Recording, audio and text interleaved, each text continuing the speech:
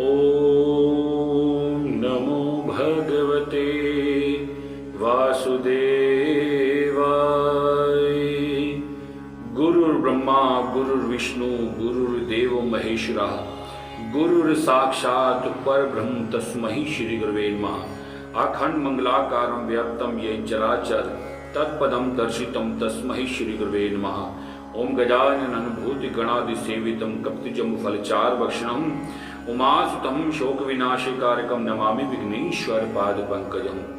ओम सर्वमंगल मांगल्ये शिवे सर्वार्थ साधिके शरणत्र्यंबके गौरी नारायणे नमस्ते। ओम शांताकारं भुजगशयनं पद्मनाभं सुरेशं विश्वाधार गगनतजमेघवरं शुभांगं लक्ष्मीकान्तं कमलेनं योगविद्राणगभ्यं वंदे विष्णु भवभैरवं सर्वलोकिनाथकं सर्वलोकिनाथकं। बोलो श्री विष्णु भगवान की जय। शिव शक्ति भक्ति गंगा में आप सभी का बहुत बहुत स्वागत है। आइए श्रीमद् भागवत कथा का प्रथम स्कंद के 9वें अध्याय को प्रारंभ करते हैं। भीष्म जी द्वारा युधिष्ठिर को उपदेश तथा भीष्म कृत श्री कृष्ण स्तुति एवं भीष्म जी का महाप्रयाण। श्री सूत जी ने शौनक महर्षि से कहा, इति भीता प्रजा द्रोहात् सर्वधर्म विवेत्स्वा ततो विनाशनं प्रागद यत्र देवव्रतोपता। प्रजाद्रोह में भयभीत हुए युधिष्ठिर समस्त धर्मों के जानने की इच्छा से कुरुक्षेत्र गए। वहां पर शरशैया पर भीष्म जी पड़े हुए थे। युधिष्ठिर के साथ उनके सभी भाई भी रथ पर चढ़कर वहां पर गए। अर्जुन के साथ भगवान श्री कृष्ण गए। व्यास अध्याय आदि महर्षि भी वहां पर गए। अनुचरों तथा भगवान श्री कृष्ण के समक्ष सभी पांडवों ने भीष्म जी को प्रणाम किया। भीष्म जी के मन में ही मन उस सबों के सत्कार किया। भगवान श्री कृष्ण जगत के स्वामी हैं। उनके प्रभाव से जानने वाले भीष्म ने भगवान श्री कृष्ण प्रेम पूर्वक अपने अंतकरण में पूजा की। जब भीष्म जी की दृष्टि पांडवों पर पड़ी तो उनकी आंखों में आंसू की धारा बह चली और वह कहने लगे, पांडव आप लोग धर्मपुत्र हो, किंतु आप लोगों के साथ बड़ा ही अन्याय हुआ तथा आप लोगों को बड़ा ही कष्ट मिला। भगवान के आश्रित होकर भी आप लोगों को इतना कष्ट भोगना पड़ा। आप लोगों के योग्य नहीं हैं। सारा संसार काल के वश में है। आप लोगों को भी कालकृतहीन कष्ट भोगना पड़ा। जहां पर साक्षात धर्मपुत्र युधिष्ठिर हों, गदाधारी भीम तथा गांडीवधारी अर्जुन रक्षा का काम कर रहे हों, स्वयं भगवान श्री कृष्ण मित्र हों, वहां भी विपत्ति की संभावना कैसे आ सकती है। युधिष्ठिर कोई अज्ञानी व्यक्ति भी यह नहीं जान पाता कि भगवान कृष्ण अब क्या करना चाह रहे हैं। युधिष्ठिर सारा संसार उन्हीं के अधीन है एवं उन्हीं के अनुसरण करते हुए प्रजा का पालन करो। श्री कृष्ण स्वयं भगवान हैं। यदुवंशी के छिपकर यह लीला कर रहे हैं। यह केवल तुम्हारे संबंधी और हितैषी ही नहीं है, अपितु इनका सबों के प्रति समान भाव है। यह अपने अनन्य प्रेमी भक्तों को पर अधिक कृपा करते हैं। देखो, जब मैं अपना प्राण त्याग करने के लिए जा रहा हूँ तो ये मुझे दर्शन देने चले आए हैं, एवं जब तक मैं अपने प्राणों का परित्याग नहीं कर देता हूँ तब तक ये भगवान मेरे समक्ष बने रहे। इसके पश्चात युधिष्ठिर ने भीष्म जी से धर्म के विषय में अनेक प्रकार के प्रश्न किए तथा भीष्म जी युधिष्ठिर के प्रवृत्ति धर्म, निवृत्ति धर्म, राजधर्म, मोक्ष धर्म तथा भगवत धर्म इत्यादि का उपदेश दिया। जिस समय भीष्म जी युधिष्ठिर को धर्म उपदेश दे रहे थे उसी समय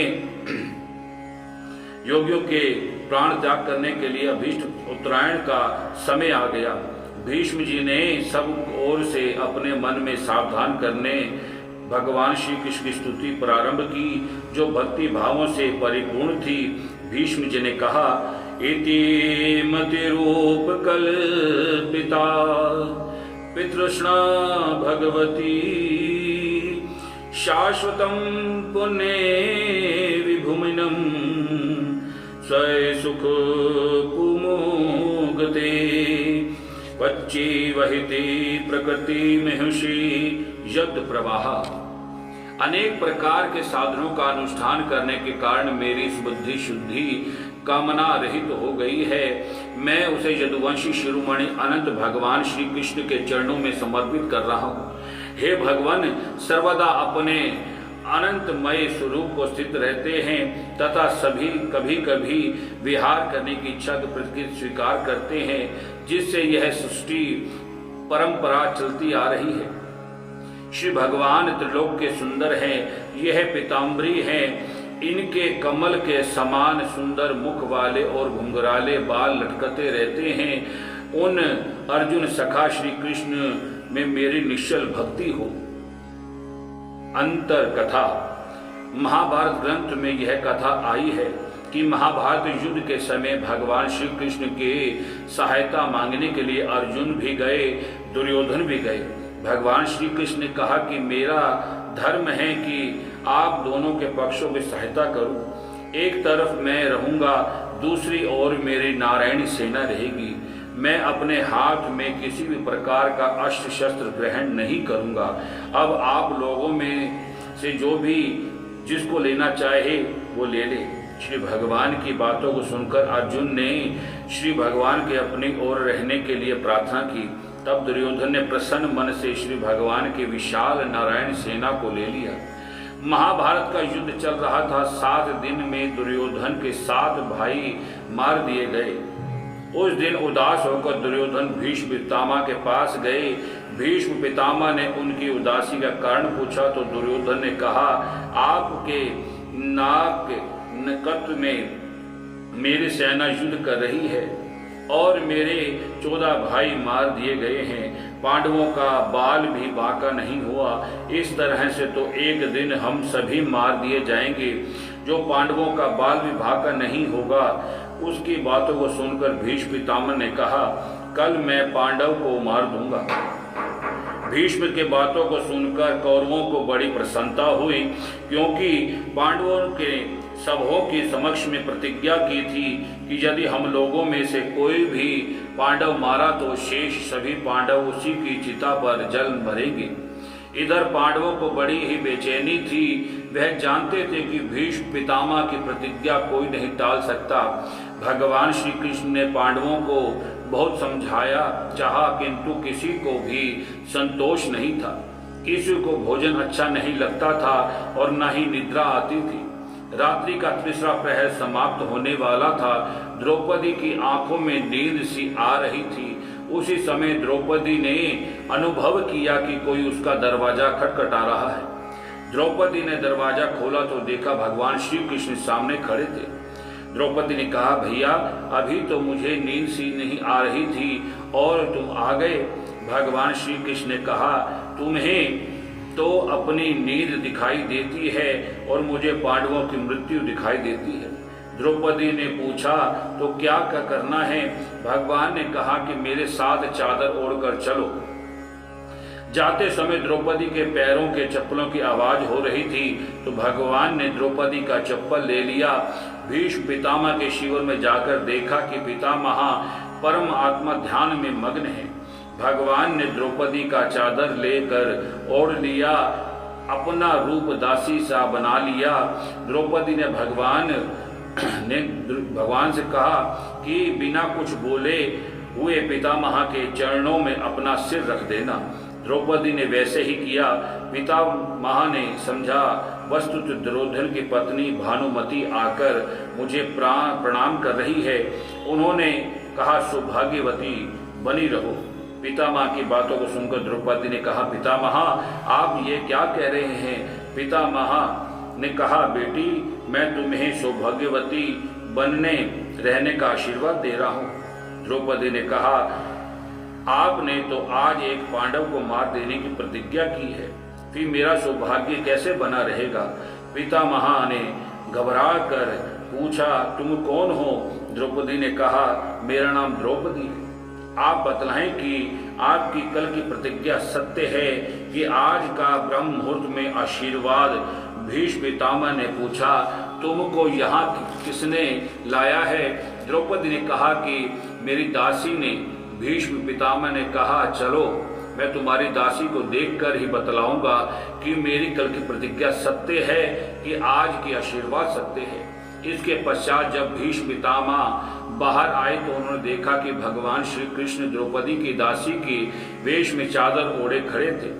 भीष्म पितामह ने उनका ज्यों ही चादर खींचा तो चादर के साथ द्रौपदी के पैरों में चप्पल बाहर गिर पड़ी।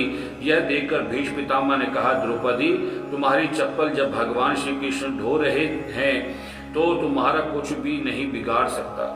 जाओ, मेरी कल की प्रतिज्ञा झूठी है और आज का आशीर्वाद सत्य है। बोल श्री कृष्ण भगवान की जय।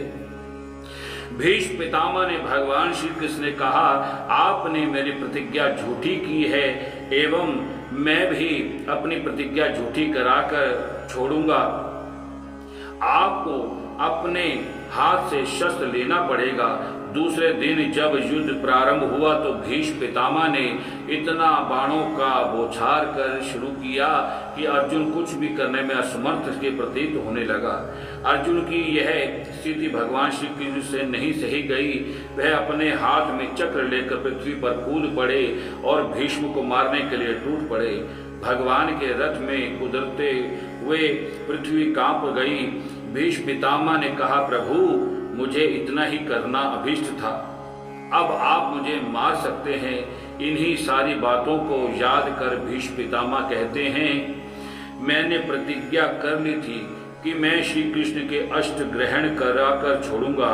मेरी उस प्रतिज्ञा को सत्य एवं ऊंची करने के लिए इन्होंने अपने अष्ट शस्त्र ग्रहण कर न करने की प्रतिज्ञा तोड़ दी।